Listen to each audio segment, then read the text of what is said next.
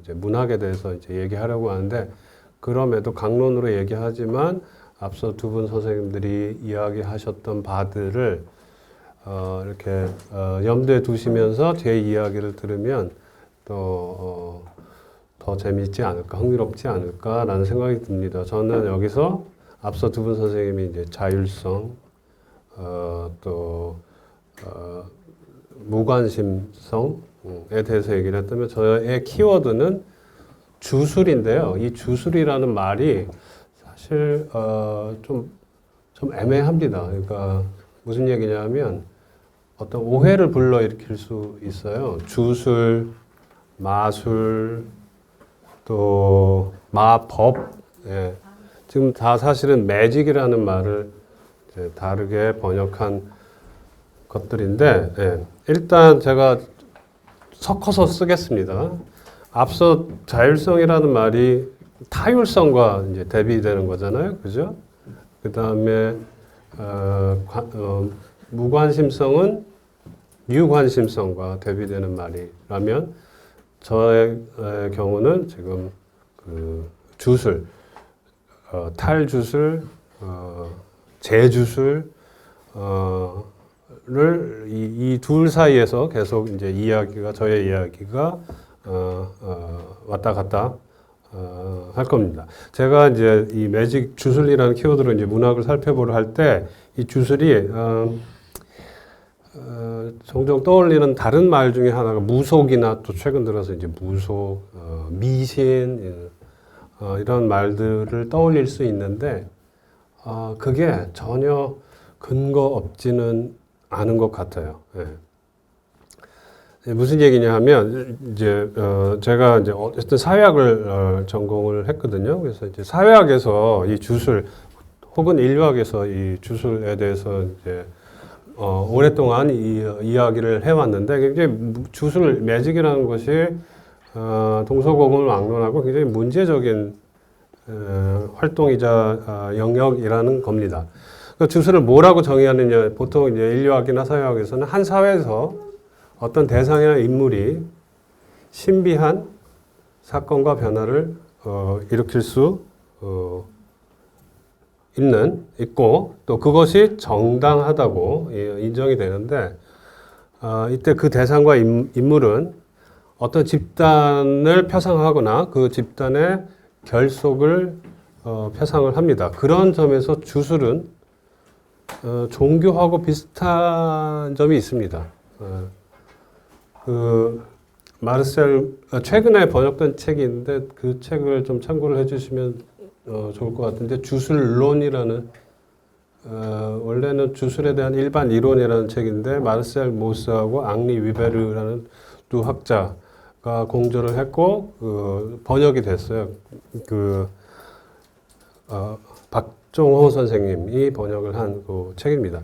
그 책에서 이제 주술에 대한 이야기를 많이 하는데, 이 마르셀 모스는 이제 드르케임과 이렇게 친척지간, 사회학자 드르케임과 친척지간이기도 해요. 그래서 기본적으로 마르셀 모스와 앙리 위베르가 주술을 단순히 어떤 초자연적이거나 신비로운 현상이 아니라 그것을 사회적으로 인정하는 하는 것이 굉장히 중요하다. 정당하다고 인정하는 것이 중요하다라고 얘기를 합니다. 예. 그리고 그러한 신비롭다라고 혹은 성스럽다고 여겨지는 대상과 인물이 결국 표상하는 것은 개인이 아니라 집단이다. 그리고 집단의 결속이다 라고 얘기하고, 그런 점에서 종교하고 유사한데, 문제는 이 주술이 점점 종교로부터 분리된다라고 얘기합니다. 분리되면서 결국 그것이 우리가 이해하고 있는 무속하고 유사해지는데, 그 이유는 주술의 목표가 지극히 개인적인 안위, 개인의 어떤 행복하고 연결이 되기 때문에 그렇다라고 얘기합니다. 그래서 주술이 역사적인 흐름 속에서 종교하고 분리돼서 매우 이기적이고 도구적으로 사용이 된다. 그래서 종교하고 그 분리되는 주술의 가장 큰 특징 중에 하나가 예를 들어서 종교는 하지 않는 거를 주술을 한다. 그게 저주예요. 저주. 예. 그 다음에 희생제의. 예. 종교는 사람을 죽이지 않아요. 그런데 주술은 그렇게 한다라는 겁니다. 예. 이제 그런 점에서 듀르케임하고 모스는 종교하고 주술을 계속 이제 분리시키려고 그 뿌리는 같지만 그래서 분리시키려고 하고 그리고 또 만약에 이건 일단 이제 가정을 하는 겁니다. 우리가 알고 있는 예술이 이러한 주술이라면 여기서 문제가 발생하는데 예술이 어떻게 되냐면 도덕적 규제로부터 벗어나서 굉장히 이기적인 어떤 개인주의적인 그런 표현이나 그런 활동으로 가버린다라는 거죠. 네. 그리고 실제로 이제 듀르케임은 그래서 예술에 대해서 특히 근대 이후의 예술에 대해서 비판적으로 봅니다. 너무 사치스럽고 너무 개인에 몰입한다라고 얘기를 합니다. 또 이 예술에 대해서 이야기한 사회학자 중에 이제 막스 베버라고 있는데 막스 베버는 조금 다른 시각에서 근대 예술을 보는데 근대 예술은 어떻게 보면 일종의 직업 활동이다. 근대화의 가장 중요한 키워드 중에 하나가 사회 분화거든요. 사회 분화라고 하는 거는 예전에는 통합되어 있던 영역들이 근대화가 진행되면서 각각의 영역으로 분화되는 건데 종교하고 결합되어 있던 예술이 종교로부터 분리돼 가지고 듀르케임은 그게 이제 이기적인 굉장히 개인적인 활동으로 나아간다라고 한 반면에 막스 베버는 직업 활동으로 바뀐다. 일종의 전문적인 직업 활동으로 바뀐다라고 이야기를 합니다. 그래서 우리가 이제 예술을 이해하는 이제 다른 그 접근법들에 대해서 얘기했는데 이제 또 저도 이제 좋아하고 많이 읽고 또 많이 참고하는 사회학자 중에 피에르 루르디유라고 있는데 여기서 이제 아까 앞서 강의에서 계속 나왔던 이 사심없음이라는 이야기가 아까 신혜경 선생님이 말씀하실 때 이 사심없음이 칸트가 얘기하는 사심없음이 굉장히 비판적인 그런 원리로서 작용할 수 있다라고 했잖아요. 이건 브루드에도 이제 거기에 동의를 하면서 예술이 단순히 직업적 전문성이나 이기적인 활동에 그치지 않는다. 예술이 추구하는 사심 없음은 정치적 논리, 권력을 추구하는 정치적 논리, 혹은 이익을 추구하는 경제적 논리에 대한 어떤 안티테제가 될 수 있다. 그래서 사심 없음은 그냥 직업 원칙이나 혹은 뭐 개인주의나가 아니라 사실은 어떤 점에서 보면 굉장히 저항적이고 또 어떤 점에서 굉장히 도덕적인 그런 활동이 될 수 있다. 그리고 그것이 근대의 예술이 작동시키는 일종의 사회적 주술이다라고 얘기를 합니다. 여기서 주술이 개인적 주술이 아니라 사회적 주술이다라고 하는 게 이제 중요한 거예요. 그러니까 이거를 이제 우리가 일반적으로 그냥 표현하면 예술에는 뭔가 신비로운 것이 있는데 그리고 예술가들은 어떤 신비를 표상을 하는데 예술가 개인을 위해서 그러는 게 아니다. 사회를 위해서 보편적인 것을 위해서 예술가들이 자신의 작품들을 만들고 이것은 정치적 원리나 혹은 경제적 원리, 소위 세속적 원리와 구별이 된다라는 겁니다. 그래서 예술가들은 어떤 의미에서 굉장히 개인적이지만 동시에 보편적이다라는 거죠. 그러니까 이 얘기를 이제 우리가 계속 할 거예요. 네. 그러니까 무슨 얘기냐면 예를 들어서 우리가 두 가지를 동시에 갖고 있어요. 예술가는 어떤 특출난 예외적인 천재들이 하는 활동이다 라고 알고 있잖아요. 근데 동시에 또 그런 얘기 하지 않나요? 우리 모두는 예술가다. 어떻게 이 둘이 동시에 공존할 수가 있죠? 근데 주술에 대해서는 그런 얘기 안 하죠. 우리 모두는 무당이다. 좀 이상하게 들리죠? 예. 그 얘기는 뭐냐면 예술 안에 주술적 요소와 종교적 요소가 공존을 한다라는 겁니다. 보편과 특수가 공존을 하는 것이고 직업적인 것 같지만 우리가 이해하는 그런 일반적인 직업. 그러니까 이를테면 예술가들에 대해서 예술가한테 그러니까 제가 이제 시를 쓰니까 동료 시인들한테 시인은 직업이냐? 라고 하면 그렇지 않다라고, 그렇게 생각하지 않는다라고 답변하는 경우가 굉장히 많아요. 예. 여러 가지 이유에서. 그러니까 시 쓰는 걸 직업이라고 할 수가 없다라는 거죠. 물론 돈이 안 돼서 직업이 안 되는 것도 있고요. 예. 또 다른 이유로 돈이 된다고 하더라도 직업이라고 그렇게 얘기하지 않습니다. 잘. 예. 그리고 전문가라고 하지만 여기에는 아마추어리즘도 있습니다. 예를 들어서 시인 중에 명함 갖고 다니는 시인 보셨어요? 만났는데 제가 명함 저 시인 아무개입니다라고 명함. 그런 시인 만나면 어떨 것 같으세요? 그러니까 여러분들의 인상에 대해서 시인이 갖고 있는 여러분들의 인상에 대해서 여쭤보는 거예요. 명함을 갖고 있고 명함을 주는 시인. 신뢰가 가세요? 요새는 근데 시인들이 명함 갖고 다니. 그 얘기를 이제 좀 이따 다시 할 거예요. 저도 생각하고 있어요. 명함을. 예. 자.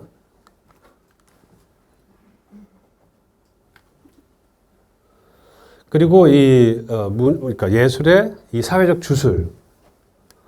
이것이 특히 요새, 이 시대에 AI가 창작을 할 수 있고, 또 다양한 그 디지털 플랫폼이 중요한 생산과 소비 환경으로 부상하는 이때 예술의, 문학의 사회적 주술이 여전히 작동을 할까?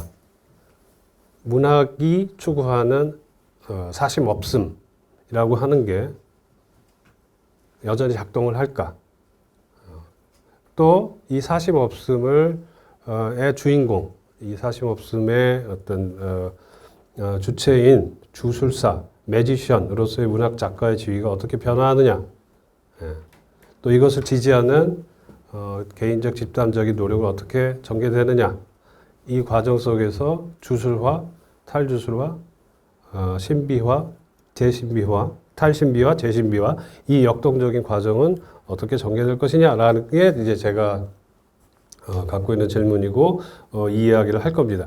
그런데 이제 앞서 신혜경 선생님은 그리고 한준 선생님도 주로 미술에 대해서 많이 얘기를 하셨죠. 네. 문학은 다른 장르와 좀 다른 게 있어요.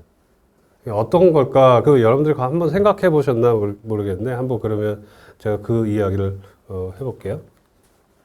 문학이 어떤 점에서 다른 예술과 다른가? 예. 이게 브루드에가 한 얘기인데 이 사원, 템플에 대해서 얘기했는데 어떤 예술은 아니지만 어떤 예술들은 일종의 템플, 사원이 있어요. 그러니까 성스러운 공간이 있어요. 예술 작품을 소장하고 거기서 관리하고 전시하는 성스러운 공간이 있어요. 이 성스러운 공간은 보통은 좀 다가가기 힘들어요. 미술의 경우에 뭐가 있죠? 미술관이 있죠. 네. 음악은 뭐가 있을까요? 공연장이 있죠. 그런 데를 뭐라고 그래? 전당이라고 부른다거나 예술의 전당이죠. 예. 그 다음에 뮤지엄이라고 부른다거나 그 다음에 팰리스라고 부른다거나 그죠? 그래서 뭔가 사원, 템플이에요. 그리고 여전히 미술관이나 이 근처에 있는 미술관이 뭐가 있을까? 국립현대미술관 아니면 세종문화회관, 또 예술의 전당. 최근에 문화정책의 가장 중요한 이 쟁점 중에 하나가 어떻게 접근성을 낮출 것이냐예요. 어떻게 하면 많은 사람들에게 우리의 공간이 이 사원이 보다 민주적이고 평등한 공간으로 개방될 것이냐를 아직도 고민하고 있어요. 왜냐하면 계속 낮추려고 하는데 아직도 사람들이 거리감을 느낀다라는 거예요. 저기는 내가 갈 곳이 아니야.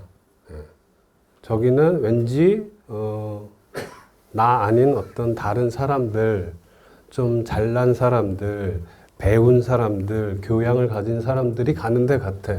나 같은 사람은 가면 주눅 들어. 뭔가 불편해. 자, 문학은 그런 템플이 있나요? 책을 어디다 모아놓죠? 도서관. 여러분들 도서관 불편하세요? 왜 불편할까요? 공부를 잘 안 하는데. 제가 도서관을 좋아하는 이유 중에 하나는 거기 가잖아요? 공부 안 해요, 사람들. 자요. 지역 도서관도 그렇고 학교 도서관도 그렇고 굉장히 개방돼 있어요. 예. 정말. 예. 도서관에 대해서 나온 책들이 있는데 제가 좋아하는 책, 도서관에 책들이 많은데 번역이 어떻게 됐더라? 어쨌든 제가 그 책 제목이랑 저자가 지금 얼핏 생각이 안 나는데 첫 장면이 이거예요. 도서관이 열리기 전에 그 도서관 앞에 풍경. 어떤 사람들이 열리기를 기다리고 있는가. 그게 뉴욕 퍼블릭 라이브러리에 대한 이야기였나? 아니면 LA의 도서관이 어쨌든 온갖 사람들이 거기 줄 서서 기다리고 양복 입은 사람들, 홈리스들, 가난한 사람들, 부자들이 도서관의 문 열리기를 쫙 기다리고 있다니까. 미술관이 그런 경우 보셨어요?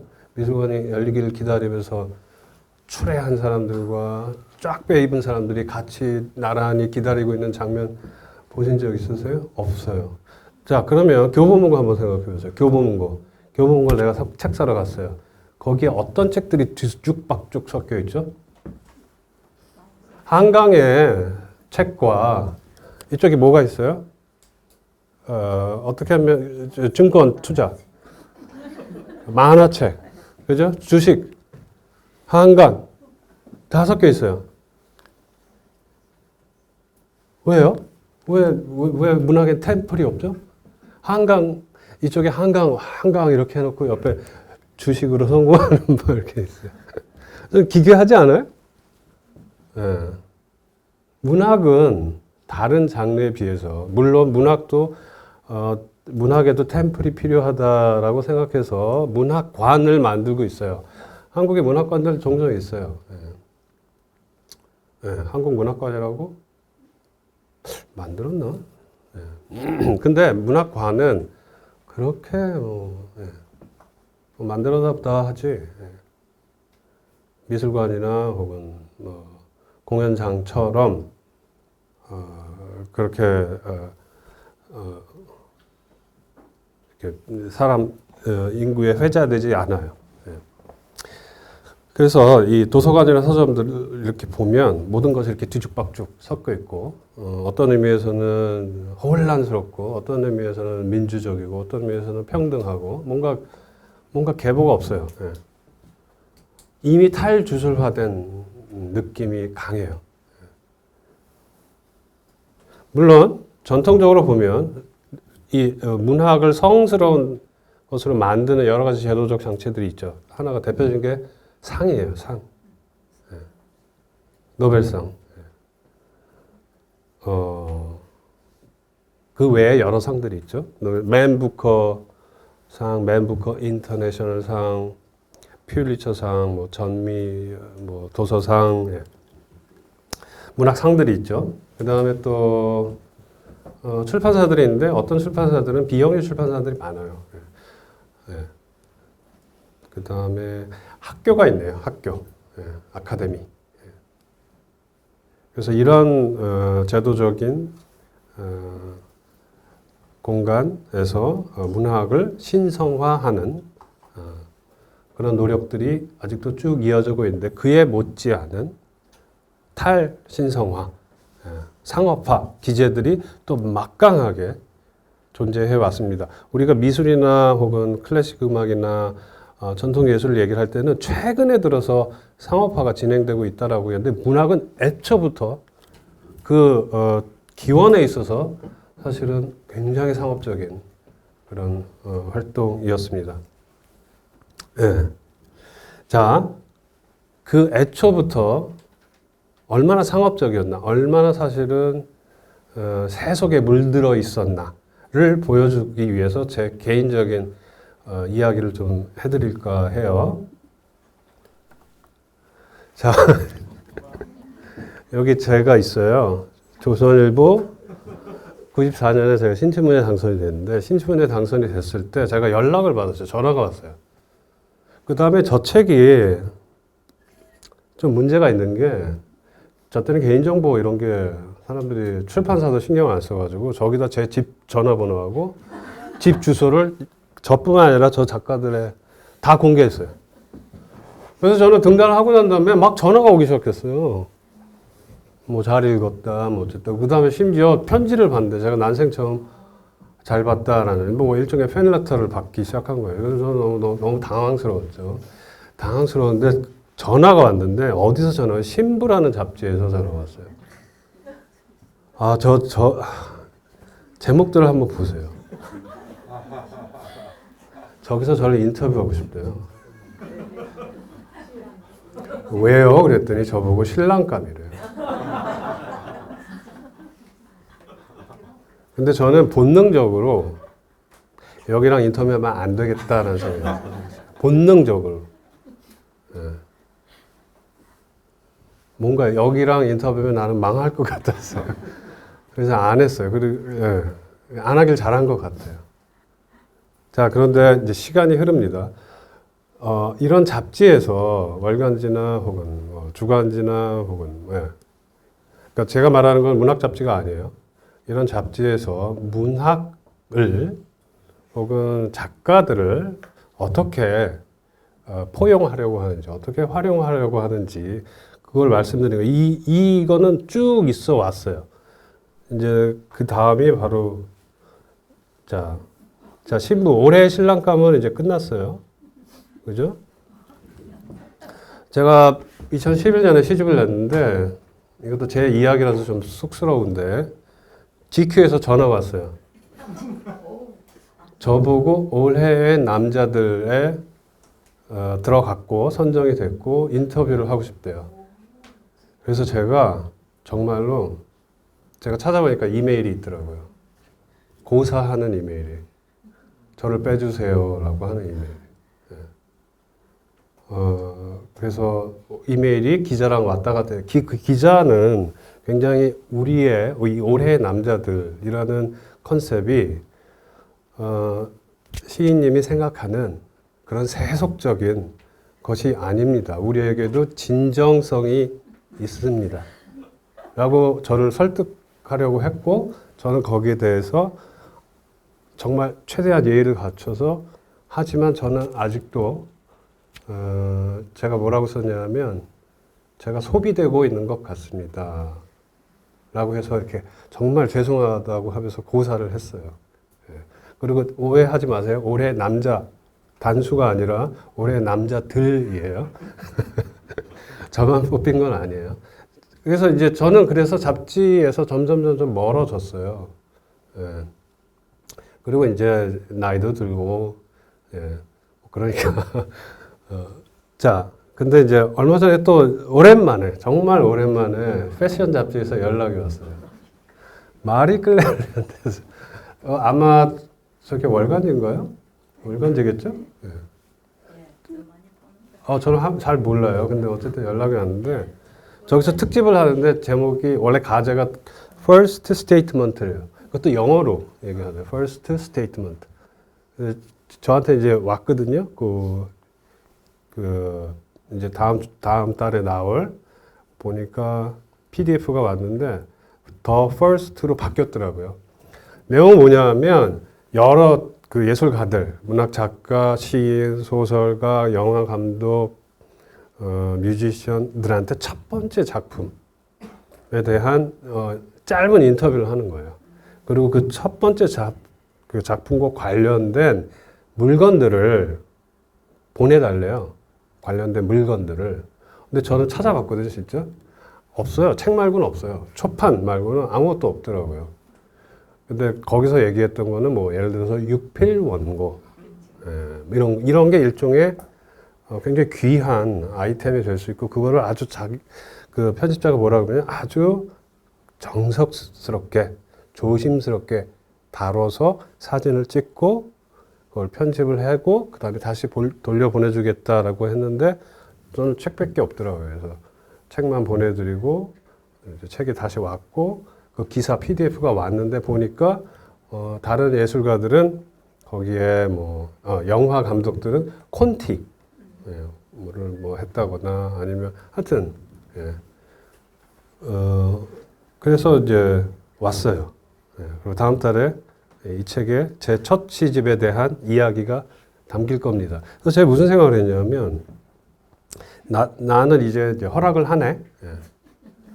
마리 끌레르에 이제 나오네. 늦음악이. 이제 나이가 들어가지고. 지금은 어떨까? 예. 지금은 나는, 예를 들어서, 물론 이건 가정입니다. 나한테 만약에 시인들이 화보 많이 찍어요. 화보를 찍는 것과 인터뷰는 다른데 뭐냐면, 화보를 찍는 건 여기 혹시 화보 찍으신 분 계시면 아시겠지만, 찍으러 가잖아요. 그럼 옷들이 쫙 준비가 돼 있어요. 그래서 옷을 갈아입어야 돼요. 그리고 심지어 여기 화장도 해요. 그거를 내가 할 수 있을까? 저는 아직도 못할 것 같아요. 근데 특히 젊은 시인들은 하더라고요. 그래서 그게 한편으로는 좀 부럽기도 합니다.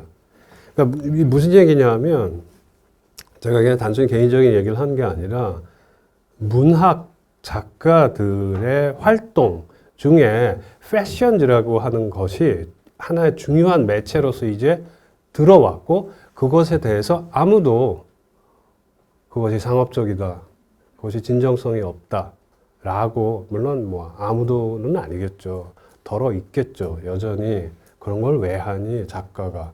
하지만 이제는 많은 작가들이 이 활동을 하고 있다라는 겁니다. 네. 자, 그래서 새로운 매체가 등장을 했고, 새로운 환경이 등장을 했고, 여기서 작가들이 전통적인 그 작가에 대한 어떤 자기 인식이 될 수도 있고, 혹은 스테레오타입이 될 수도 있고, 여기서 벗어나고 있다라는 거고요. 이 벗어나고 있는 한 양상 중에 하나가 예를 들어서 대표적인 게 굿즈입니다. 자, 이게 김혜순 시인 신작. 김혜순 시인은 아까 문학상, 최근에 굉장히 중요한 문학상 하나 받으셨어요. 예?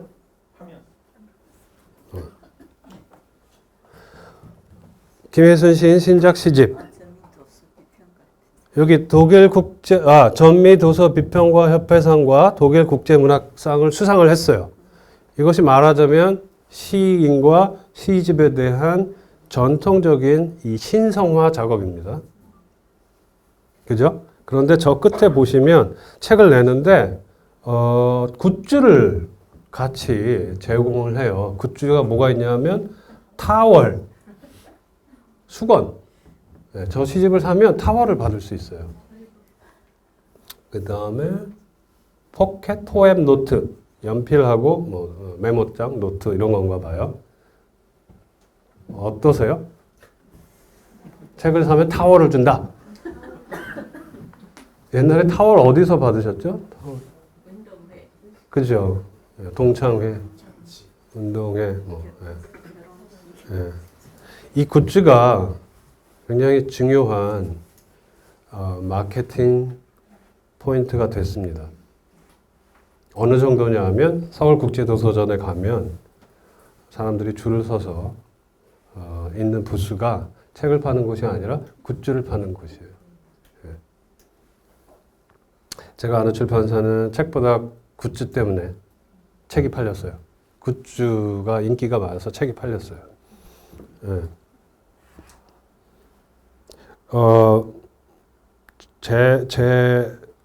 어느 날 제가 길을 가는데 제 얼굴을 그린 에코백을 누가 들고 갔다니 들었어요. 그래서 저 깜짝 놀랐어요.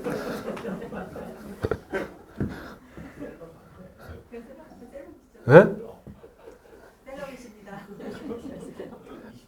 그러니까 이게 이제 중요한 얘기예요. 자, 셀럽이라 그랬잖아요. 자, 셀럽이면 알아야 될 거 아니에요. 여러분들이 저를 아시는 분도 있겠죠. 근데 모르는 분들도 계시잖아요. 모르는 셀럽이 어떻게 셀럽이 되지? 네? 그러니까 저 다 제 친구들이에요. 그래서 저 다 알고. 네. 근데 예술가 셀럽은요, 좀 이상한 셀럽이에요. 아까 한준 선생님이 셀럽화 되고 있잖아요. 네. 예술가 셀럽은 이상한 셀럽이에요. 일단 가난해요. 그리고 사람들이 잘 몰라요. 셀럽 제가 예를 들어서 저기 계신 분들이 셀럽 유명한 시인하고 이제 여기 오신 분한테 저를 소개해요. 시인 신보선입니다. 아까 한준 선생님 저 소개하셨나요?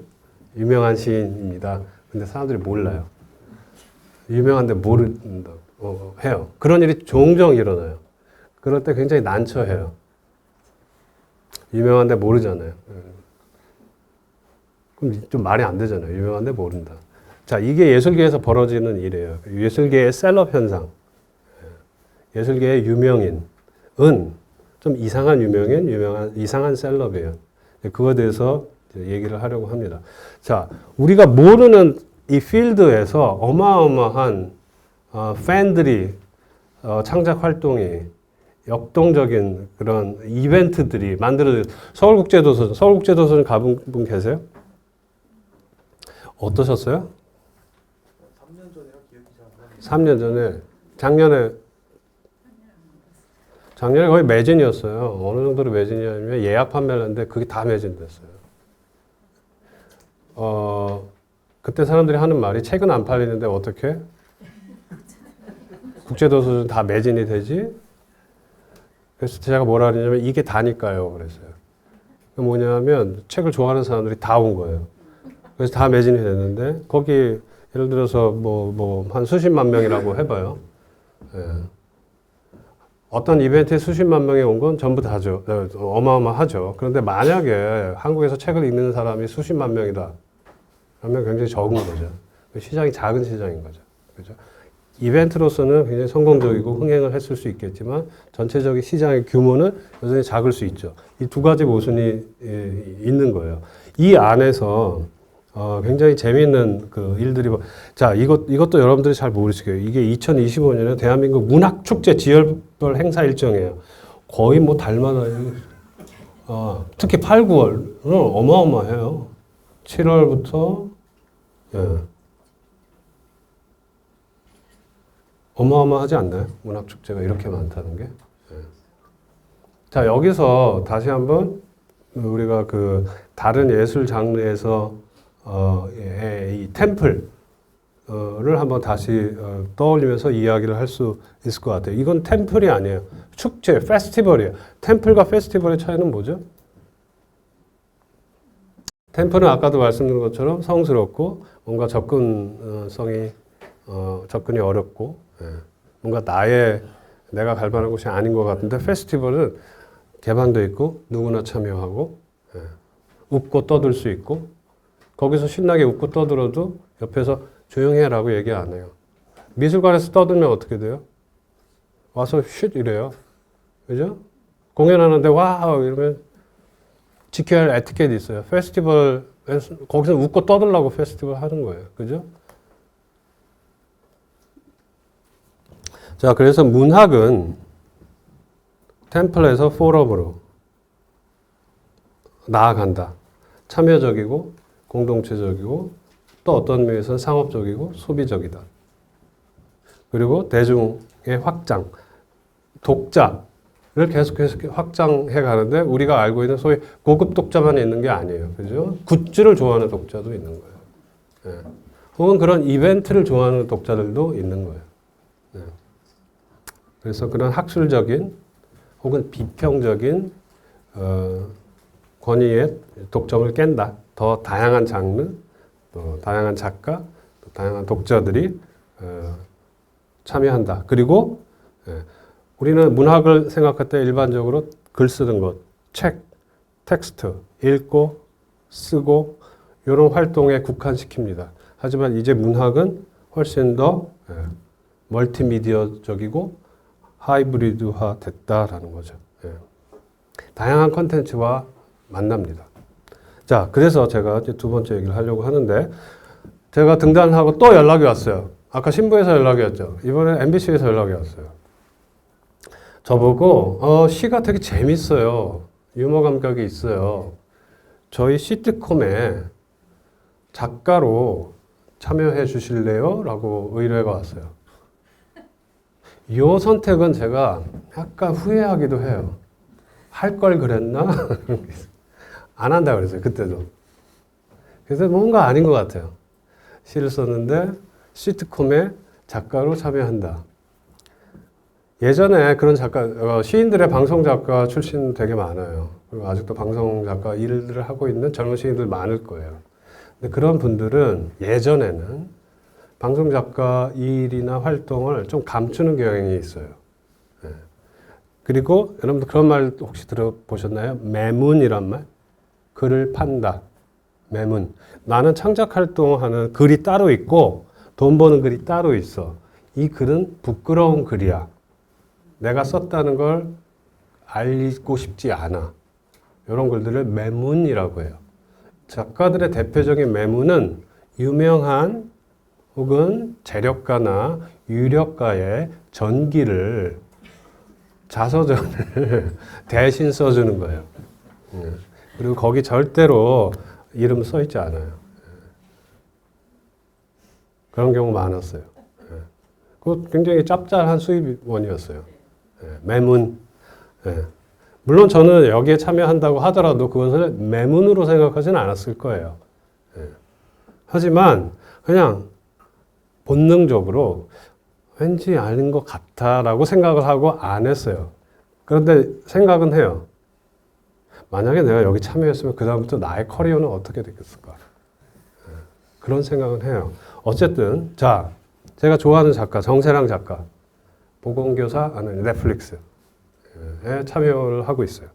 드라마 작가예요. 정세랑 작가는 당당하게 얘기해요.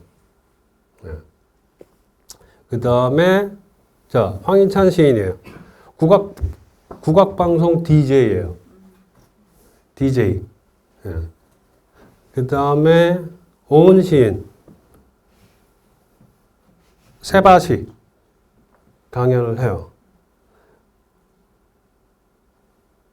황희찬 시인도 오은 시인도 비교적 젊죠. 비교적 젊은 시인들이에요. 이 활동 반경이 그 다음에 관계하는 이 미디어의 반경이 굉장히 넓고 다양해요.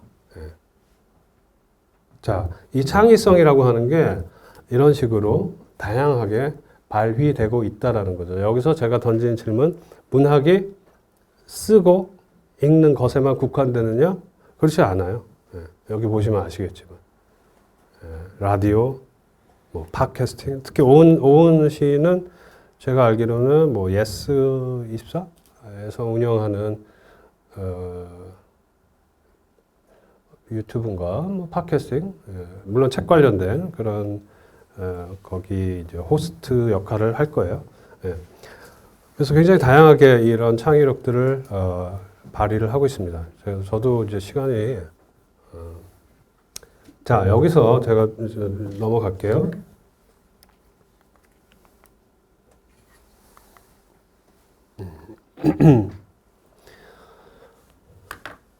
그러니까 문학이 이제는 일종의 이제 컨텐츠가 되고 IP가 되는 거죠. 그러니까 일종의 지적 재산이 되는 거고 그것은 여러 가치를 만들어내고 여러 형태로 여러 가치를 만들어내는 거죠. 그러니까 내가 어떤 글을 썼다고 했을 때 그것은 가치의 원천이에요. 하지만 그것이 활용되는 그것의 쓸모 또 그것이 얼마나 많은 가치를 만들어낼 것이냐는 그냥 책을 쓰고 파는 것에만 국한되는 게 아니에요. 그래서 작가는 다양한 장르를 오가며 이 창의성을 가지고 또 그것으로 작품을 만드는 사람으로서 그 활동을 하고 있습니다. 그리고 그 환경 범위도 뭐 기술적인 플랫폼, 아까 얘기한 여러 온라인 환경, 또 뭐 말은 안 했지만 좀 이따 이제 말씀드리겠지만 인스타그램이 될 수도 있고 심지어는 AI가 될 수도 있겠죠.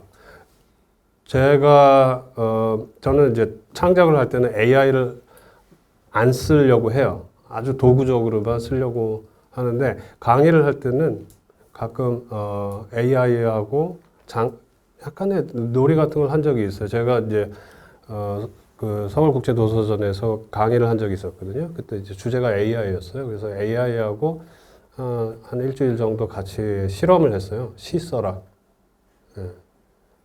그래서 계속 제가 뭐 학습까지는 아니지만 AI한테 시 써라. 그거밖에 못 쓰냐? 한번 더 써봐라. 라고 AI하고 시 쓰기 놀이를 했고 이제 그것을 발표를 한 적도 있습니다. AI하고 시 쓰고 노니까 재밌더라고요. 예. 그리고 이제 그 AI 가지고 작가들이 많은 활동을 해요. 대표적인 작가 중에 김철엽 작가라고 있는데 김철엽 작가는 AI에 대해서 너무 그러니까 왜냐하면 장르가 SF거든요. 그러니까 여기서도 AI 얘기해달라, 저기서도 AI 얘기해달라, AI에 대해서 글 써달라 그런다라는 거예요.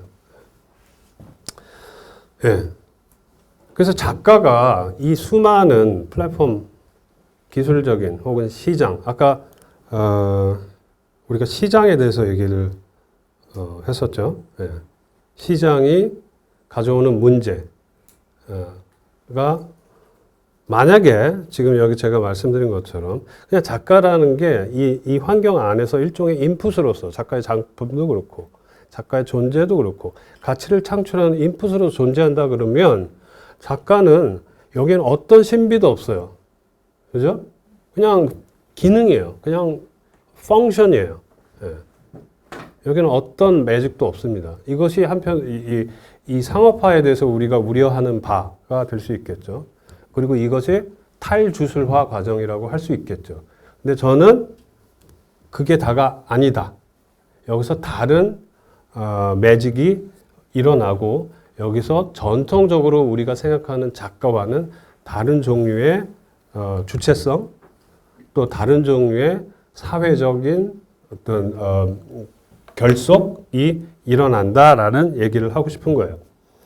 그래서 이것을 보기 위해서는 특히 여러 이렇게 봐야 되고 왜냐하면 우리가 모르는 게 너무 많아요. 예, 아주 곳곳에서 모르는 곳에서 사람들이 문학을 가지고 이런저런 것들을 하고 있어요. 사회적으로. 그리고 그것이 그 사람들을 아까 그 무사심 그러니까 그 사심 없음, 관심 없음의 가장 중요한 그 종착지가 뭐였죠? 즐거움이잖아요. 플레저잖아요. 문학을 가지고 사람들이 결국에는 다다르는 혹은 지향하는 바도 그 기쁨입니다. 네. 그래서 그것을 제가 한 몇 가지 사례를 이제 보여드리려고 하는데요. 자, 이게 인스타에서 발견한 하나의 차트예요. 여러분들이 문학 공부를 자, 여러분들이 시에 입문한다고 해보세요. 전통적으로 대학이나 혹은 교육과정에서 시에 입문을 하면 뭘 읽죠? 문학사를 읽겠죠. 그죠? 우리나라 최초의 근대시, 현대시 쭉 읽겠죠? 그래서 뭐 추천을 한다 그러면 김현 선생과 김윤식 선생이 같이 쓴 한국 문학사를 읽어보세요. 뭐 이런 얘기를 하겠죠? 자, 근데 여기 인스타에 보면 계보와 이 어떤 흐름을 쫙 정리를 했어요. 슬픈 시집이 읽고 싶다면 이 차트를 따라가 보세요.